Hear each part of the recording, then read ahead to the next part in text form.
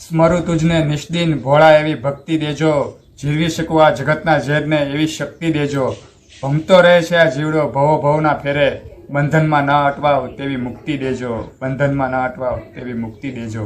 હર હર મહાદેવ. મિત્રો, આજે વાત કરીએ આપણા 12 જ્યોતિર્લિંગમાંનું બીજું જ્યોતિર્લિંગ મલ્લિકાર્જુનમ મહાદેવની. તો વિડીયો ગમે તો લાઈક, કોમેન્ટ અને શેર કરજો અને આપણી ચેનલને સબસ્ક્રાઇબ કરજો. એકવાર ભગવાન શિવ અને માતા પાર્વતીના પુત્ર કાર્તિકેય અને ગણેશજી વચ્ચે વિવાદ થાય છે.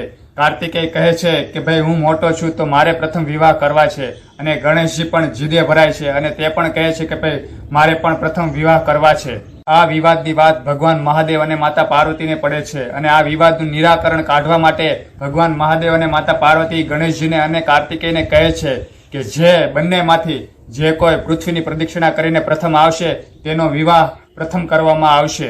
અહીં કાર્તિકેય તો મોરનું વાહન લઈને પૃથ્વીની પ્રદક્ષિણા કરવા નીકળી પડે છે, પણ ગણપતિ દાદાનું શરીર તો ખૂબ મોટું છે, પણ તે બુદ્ધિમત્તાનું પ્રતીક છે. ગણપતિ દાદા ખૂબ બુદ્ધિવાન છે, એટલે તે માતા પાર્વતી અને ભોળાનાથને આસન પર બેસાડી અને તેની 7 વખત પ્રદક્ષિણા કરે છે.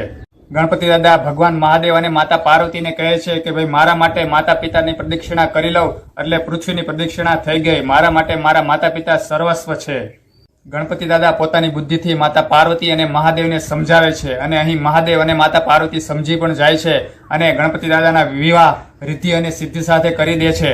અને તે રિદ્ધિ સિદ્ધિ વિશ્વરૂપ પ્રજાપતિની દીકરીઓ છે. અને પછી તો ગણપતિ દાદાને 2 પુત્રો પણ થાય છે, લાભ અને શુભ. ગણેશજીના વિવાહ પછી કાર્તિકેય પૃથ્વીની પ્રદક્ષિણા કરીને આવે છે, અને પછી કાર્તિકેયને બધી વાતની ખબર પડે છે અને તે રિસાઈને કોચ પર્વત તરફ જતા રહે છે.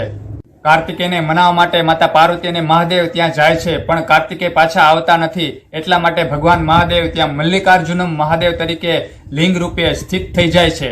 મિત્રો, તે જ આપણું બીજું જ્યોતિર્લિંગ મલ્લિકાર્જુનમ મહાદેવ છે. તો મિત્રો, આ હતી આપણા મલ્લિકાર્જુનમ મહાદેવની પ્રાગટ્યની કથા.